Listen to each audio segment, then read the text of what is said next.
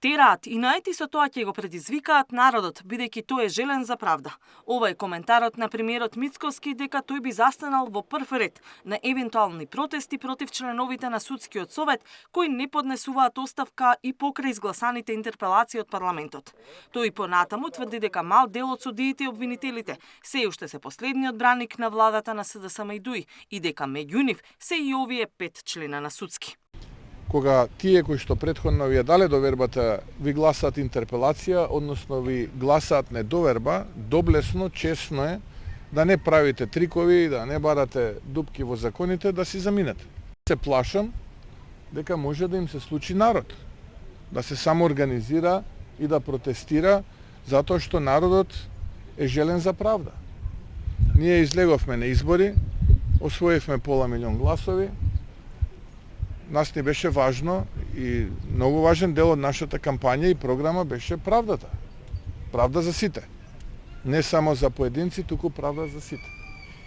И во име на тоа имам чувство дека доколку дојде до оваква ескалација и излезе народ да протестира, дека тој може да биде многуброен и нормално поддржан лично од мене. Мицкоски смета дека ваквите најави за можни протести се само предупредување за последиците од однесувањето на членовите на Судскиот совет, а не се обид за притисок на извршната врз судската власт. Во меѓувреме, Уставниот суд веќе втор ден предупредува дека не се можни интерпелации на уставните суди, како што најавија интегративците по гласањето за недоверба на членовите на Судски. Оттаму велат дека интерпелацијата го опфаќа делот на поделба на власта, а тие не се дел од оваа поделба. Кристално е јасно на секој правник од прва година студент му е јасно дека Уставниот суд представува четврта власт и не подлежи на начелото на поделба на власта.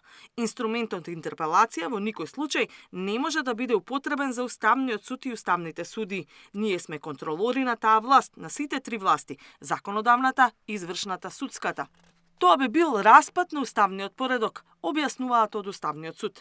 На прашањето дали собранието би понело одговорност доколку сепак биде отворена постапка за гласање на недоверба на уставен судија, оттаму велат дека секој е должен да го почитува уставот, па и собранието.